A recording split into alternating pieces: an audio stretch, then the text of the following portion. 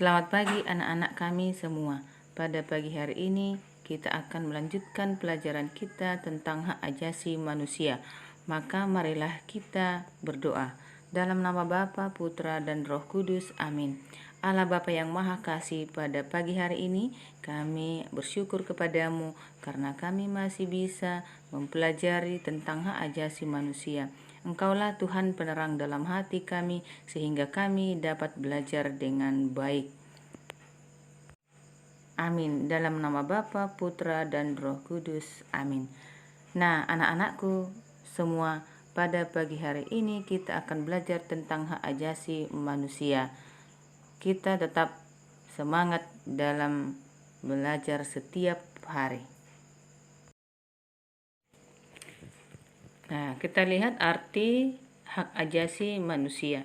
Hak ajasi manusia itu berarti hak yang melekat dalam diri manusia yang dimiliki manusia sejak ia diciptakan dan lahir ke dunia.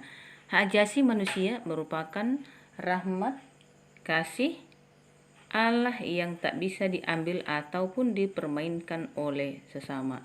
Jadi hak ajasi manusia itu sudah kita bawa sejak kita dalam kandungan yang tidak bisa diganggu-gugat oleh orang lain. Nah, di sini ada piagam PBB tentang hak ajasi manusia yang dideklarasikan pada tanggal 10 Desember 1948 di Paris. Jadi, piagam PBB ini yang merupakan hak ajasi manusia ada 30 pasal. Nah, jadi 30 pasal ini coba anak-anak kami membacanya dengan baik dan memahaminya supaya kita sebagai manusia yang sejak lahirnya punya hak ajasi manusia. 1. Terlahir bebas dan mendapat perlakuan sama. Hak tanpa ada diskriminasi. Hak untuk hidup. Hak tanpa perbudakan. Bebas dari penyiksaan dan perlakuan yang merendahkan. Hak untuk pengakuan sebagai pribadi di depan hukum. Hak atas kesetaraan di hadapan hukum. Kebebasan dilindungi hukum. Kebebasan dari penangkapan sewenang-wenang dan pengasingan. Hak untuk audiensi publik.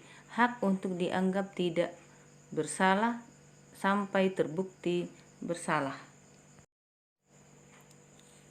Selanjutnya, hak privasi. Ya, setiap orang berhak atas perlindungan hukum terhadap gangguan atau serangan terhadap dirinya. Mereka akan mendapat perlindungan privasinya. Kemudian hak untuk kebebasan bergerak, hak untuk mencari tempat yang aman untuk hidup, hak berkebangsaan, hak menikah dan berkeluarga, hak memiliki properti. Ya, kemudian kebebasan beragama dan berpikir, kebebasan berekspresi, hak untuk majelis umum. Nah, di sini kami bisa membaca keterangan-keterangannya supaya anak-anakku bisa lebih mengerti. Kemudian hak untuk berdemokrasi, hak jaminan sosial, hak untuk bekerja dan sebagai pekerja, hak untuk istirahat dan bersantai, makanan dan tempat tinggal, hak atas pendidikan.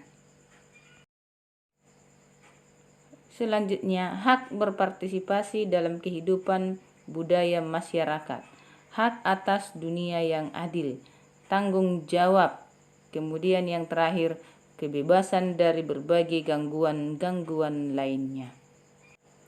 Inilah hak kita sebagai orang yang sudah dilahirkan ke dunia ini sesuai dengan citra Allah. Maka kita berhak menuntut hak ajasi kita kalau kita merasa hak kita itu tidak diberikan sesuai dengan apa yang menjadi hak kita menurut agama, menurut hukum, dan menurut aturan yang berlaku. Nah, anak-anakku semua, kita melihat lagi hak asasi manusia dalam terang kitab suci. Nah, apa yang dikatakan Perjanjian Lama? Ya, Perjanjian Lama secara jelas menguraikan tentang keterlibatan Allah dalam karya penyelamatan bangsa Israel, yaitu pengalaman pembebasan ketika martabat orang Israel diinjak-injak oleh bangsa Mesir. Orang miskin dan yang tidak berdaya mendapat perhatian khusus dari Tuhan. Maka hak-hak asasi pertama-tama harus diperjuangkan untuk orang yang lemah dan yang tidak berdaya dalam masyarakat. Dasar perjuangan itu adalah tindakan Tuhan sendiri yang melindungi orang yang tidak mempunyai hak dan kekuatan. Nah, jadi Perjanjian Lama ya sudah jelas menguraikan waktu pembebasan bangsa Israel dari tanah Mesir. Karena hak-hak orang Israel itu direbut oleh Mesir, maka Allah berhak untuk membebaskan mereka dari perbudakan itu. Nah, kitab Nabi Yesaya juga dalam Yesaya 10 ayat 1 sampai 2 ya mengatakan, celakalah mereka yang menentukan ketetapan-ketetapan yang tidak adil.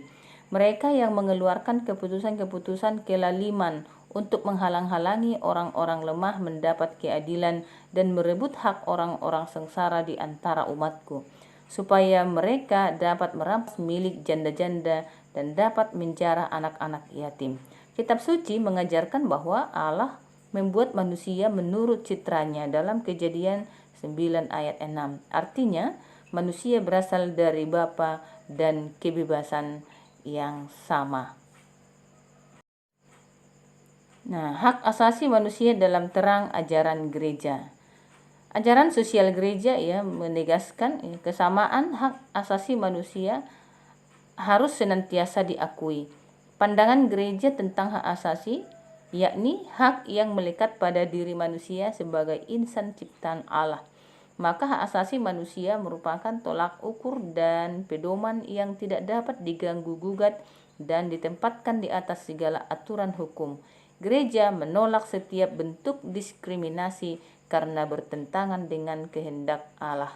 Terdapat dalam Konsili Vatikan Kedua Gaudium et Spes artikel 29. Nah, anak-anakku, di dalam kehidupan kita sehari-hari, kita juga harus memperjuangkan hak ajasi kita di dalam hidup kita, dimanapun kita berada. Maka, kalau anak-anakku merasa haknya tidak diberikan oleh orang lain, maka kita harus memperjuangkan, ya. Kita perjuangkan hak ajasi kita itu supaya kita mendapatkan hak, karena memang hak ajasi itu sudah kita bawa pada waktu kita di dalam kandungan. Nah, anak-anak yang ibu sayangi, sampai sekian dulu pelajaran kita untuk hari ini tentang hak ajasi manusia.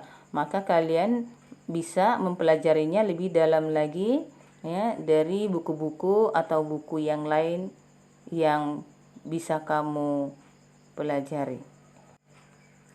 Marilah kita berdoa dalam nama Bapa, Putra, dan Roh Kudus. Amin. Ya Tuhan, kami telah selesai mempelajari tentang hak ajasi manusia. Engkaulah yang menuntun kami supaya kami bisa memperjuangkan hak ajasi kami dalam kehidupan kami sehari-hari.